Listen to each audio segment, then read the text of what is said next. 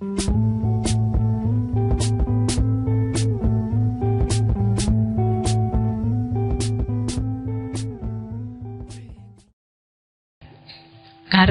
Suhrawardi banyak, sekitar 20 sekian.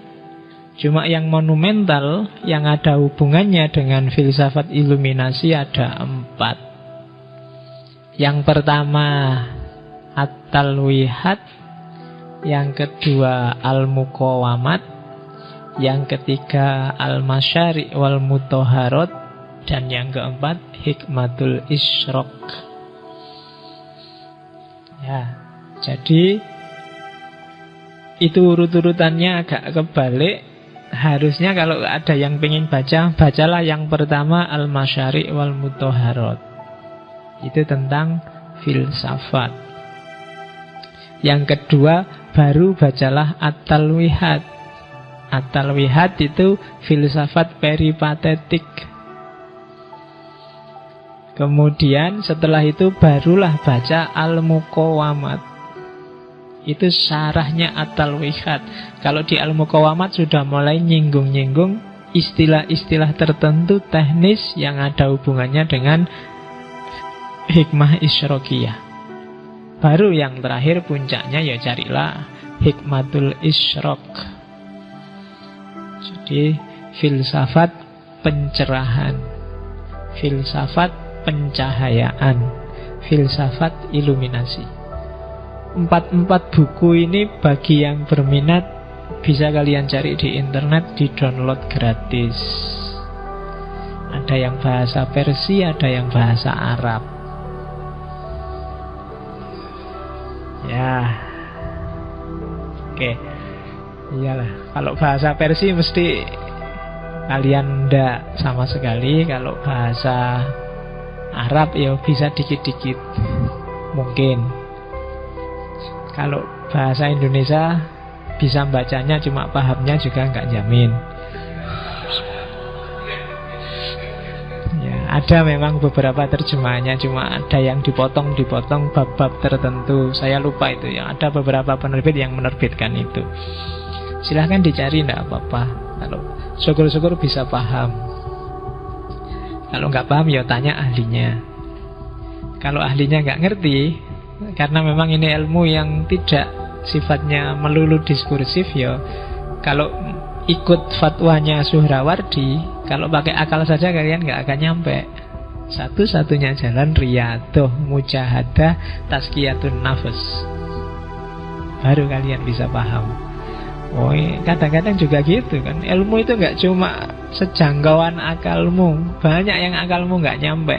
Satu-satunya jalan kamu harus minta tolong yang punya segala ilmu untuk buka pikiranmu yang jutek, yang ketutup, yang bete, yang nggak nyambung.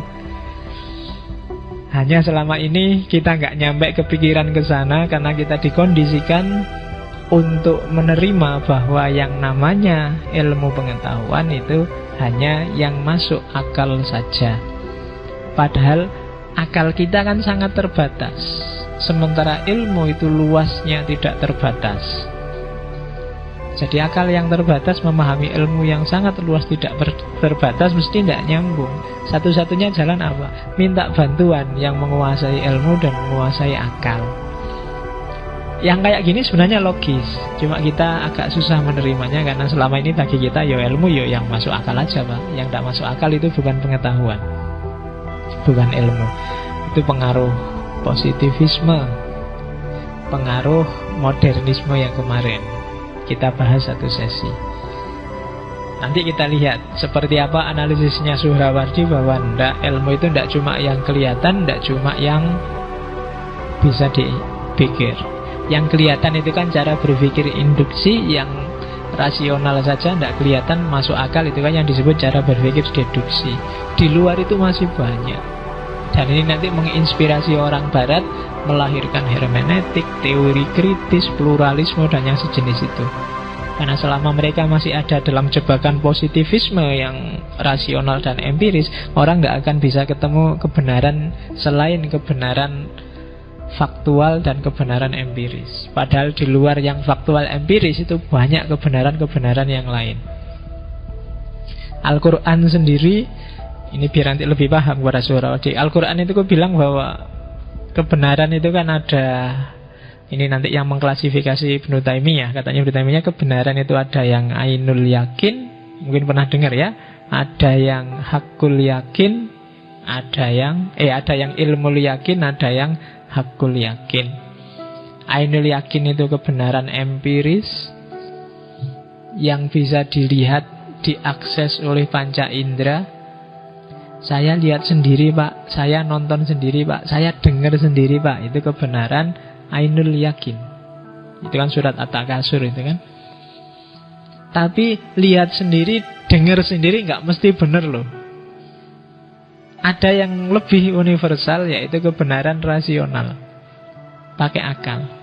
Saya lihat sendiri Pak, kalau pensil dimasukkan ke air jadinya bengkok. Tapi kan salah panca inderamu. Pensil dimasukkan ke air itu tidak bengkok, dia tetap lurus. Yang bisa menyimpulkan tetap lurus bukan mata kan, tapi akalmu. Jadi lihat sendiri nggak mesti benar. Itu kan kayak apa ya, kalau di dunia tasawuf ada kisah Ibrahim bin Adham yang lihat ada cowok sama cewek nongkrong berdua, mojok lagi, ya kan? Terus dilihat, oh ini orang ini kok tidak kayak saya ya, katanya Ibrahim bin Adham. Sudah maksiat di luar, dilihat banyak orang, pede lagi. Wah, kok jelek pokoknya di mata itu. Tapi begitu pulang Ibrahim bin Adham, ibadahnya kacau. Sholatnya jadi nggak khusyuk, apa-apanya jadi nggak khusyuk. Dia bingung, salah apa ya aku ini. Ingat, pasti gara-gara terbersit sebentar lihat orang pacaran berdua tadi. Ibadahku tadi kacau ini. Ini harus minta maaf ini. Begitu kembali masih di situ. Tapi sebelum Ibrahim bin Adham nyampe, anak mudanya berdiri.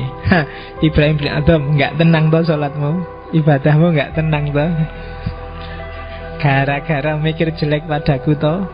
Kamu ngerti nggak? Perempuan ini ibuku. Aku di sini dalam rangka berbakti pada beliau, karena aku sedang melayani beliau yang pengen duduk-duduk di luar rumah. Cuma karena pikiranmu su'ul dan pikiranmu jelek, akibatnya padamu sendiri. Jadinya ibadahnya jadi kacau. Kalau kita kan su'ul dan tiap hari kan, jangan salah kamu, ya kan? Orang se-Indonesia hari ini kan isinya itu. Yang pendukung Prabowo sekarang pokoknya Jokowi elek kabeh, yang pendukung Jokowi Prabowo elek kabeh. Jadi isi pikirannya jelek semua. Itu se-Indonesia sudah hari ini kayak gitu. Jadi ya jangan salah, nek ibadahnya tidak karu-karuan, kayak Ibrahim bin Adham tadi kan. Jadi jangan salah, penglihatanmu bisa keliru. Jangan menjudgment hanya dari kelihatannya. Akal lebih universal, tapi akal juga kadang-kadang mentok, ndak nyampe, ndak nyambung. Secara logis, kalau ada cowok cewek berdua mojok ketawa-ketawa, jiwit-jiwitan, pacaran, itu mesti kan kamu mesti gitu. Logikanya loh ya, pakai akal. Tapi kan ternyata ndak. Makanya jangan susu dinilai. Nah, ada ilmu jenis ketiga namanya hakul yakin. Kalau dalam Quran, hakul yakin itu ada kalanya insting, ada kalanya naluri sama insting sama, ada kalanya intuisi, ada kalanya ilham. Ya, nanti yang dijelaskan oleh Suhrawardi ini pengetahuan jenis yang ketiga ini, bukan pengetahuan jenis yang pertama atau pengetahuan jenis yang kedua. Bukan sekedar ainul yakin atau hakul yakin, atau ilmul yakin, tapi hakul yakin. Bagi Suhrawardi, ilmu di level hakul yakin ini kebenarannya lebih tinggi, lebih meyakinkan, karena dialami sendiri dan langsung. Pengetahuan intuitif, pengetahuan instinktif, naluriah, dan pengetahuan ilhamiah. Nanti pelan-pelan kita lihat.